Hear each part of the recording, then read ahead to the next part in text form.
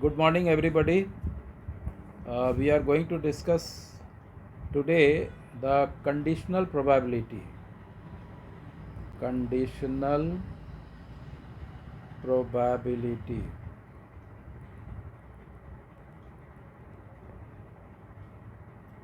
Probability, the classical definition of probability is nothing but probability of an event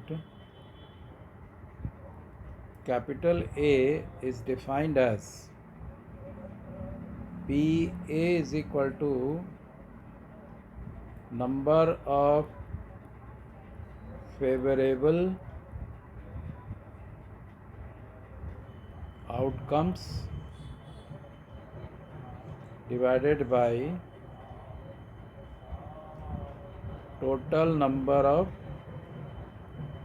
outcomes. Alright, this is the classical definition of the probability of an event capital A. This total number of outcome is nothing but it is the total number of elements present in the sample space. Alright, I am not going in detail of these things because we have to discuss this conditional probability. So let me first perform an activity, then only you will understand the conditional probability. What does it mean? I am just going to draw a Venn diagram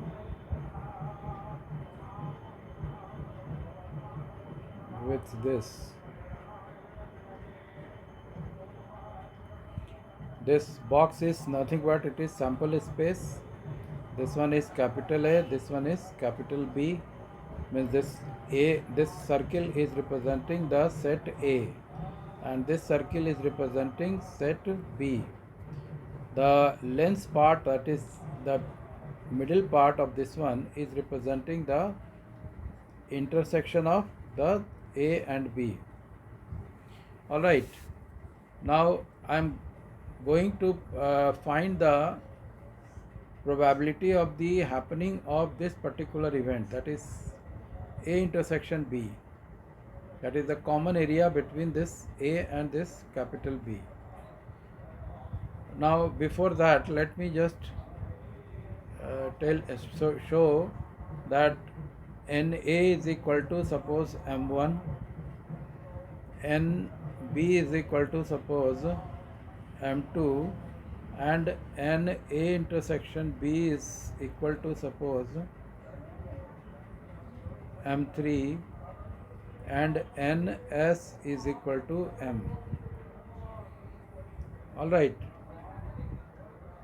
Now, as you are finding the NA intersection B, we have taken as equal to M3, this one.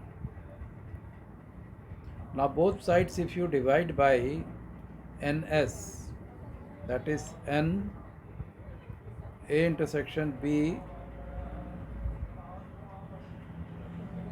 divided by NS, and this side also M3 divided by NS, then left hand side, that is this one, will become the probability of the happening of the event A intersection B, and in the right hand side let it be as it is, but there is a small change which I am doing divided by M, because this NS is assumed as M. So this way I have written M3 a blank space, and over here blank space divided by M. This M is for the NS. Now what we are going to do is I am dividing this M3 by M1, and over here M1 is multiplied. I hope till this point you all have understood. So finally you see this one. When we have found the probability of the occurrence of this A intersection B, we have divided it by the number of elements present in the sample space. That is, this was taken as M, or more precisely this is M3 divided by M. This is nothing but the favorable number of outcome divided by total number of outcome. Now similar thing do you find is happening over here. What is this? M3 is nothing but the number of elements present in the A intersection B, and this M1 is nothing but is the number of elements present in the set A or the event A. So this can be also written as M3 divided by M1 as P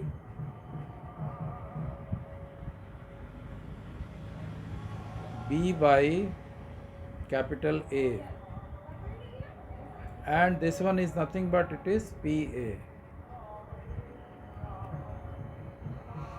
Alright, what we have written over here, PB by A, is nothing but it is only the conditional probability. Conditional probability. Now conditional probability of what? This conditional probability what I have written is representing conditional probability of what?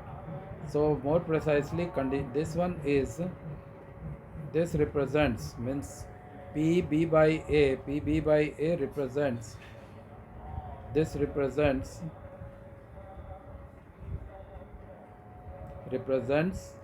the occurrence of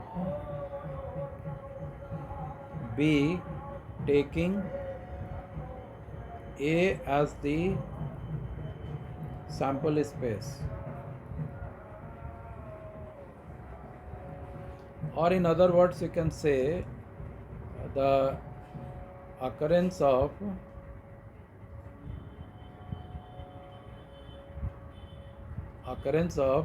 B when A has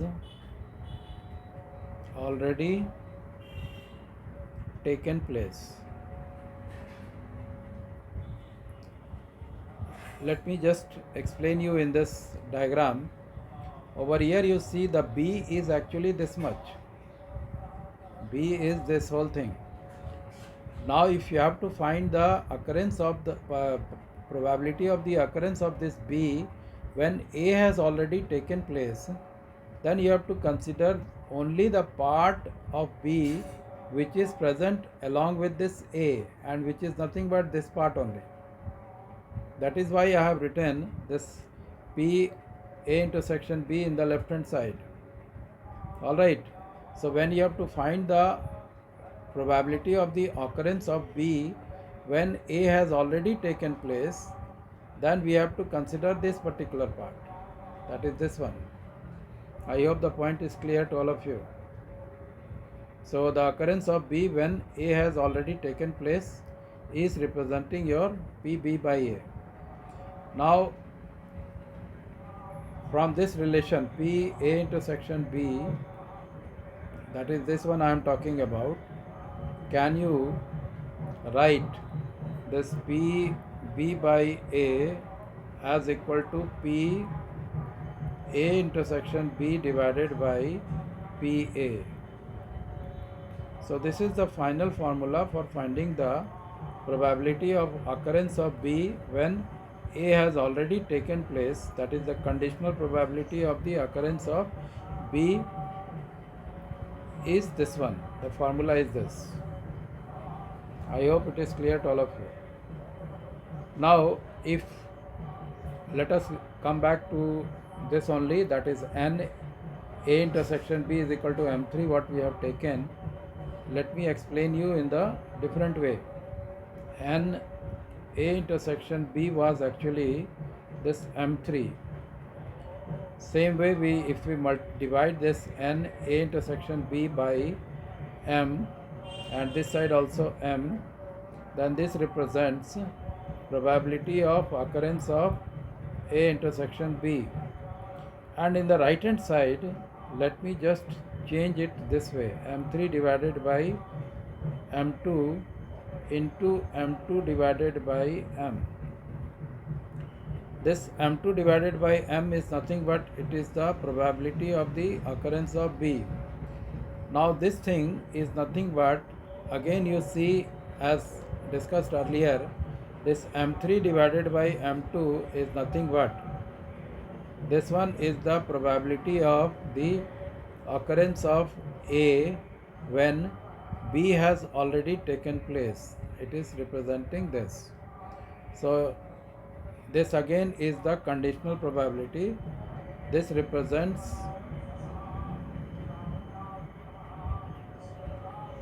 the conditional probability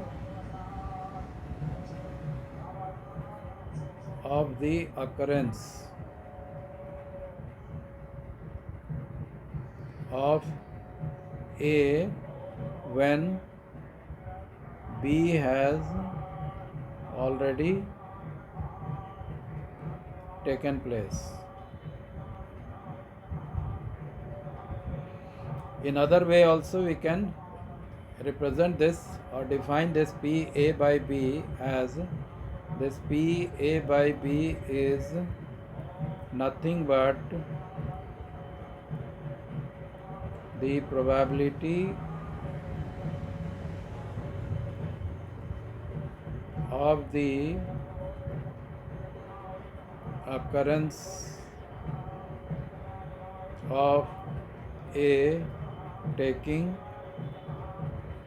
B as the sample space. Alright, I hope you all have understood this whole thing. This is nothing but P A intersection B is equal to this. So this result can again be written in this manner also as P A by B is equal to P A intersection B divided by P B. Alright, in the previous one but we had written P B by A, that is the conditional probability of the occurrence of B when A has already taken place, was also equal to P A intersection B divided by P A. So you can notice in these two formulae, in this one the probability of occurrence of A when B has already taken place. In this also we have to take the probability of the A intersection B, and in denominator we have to write PB as B is in the denominator over here, so PB is written in the denominator here. Over here A is in the denominator, then PA is written over in the denominator, and this PA intersection B, that is the A intersection B part, will remain common in these two both. I hope till this point it is clear to all of you. Okay.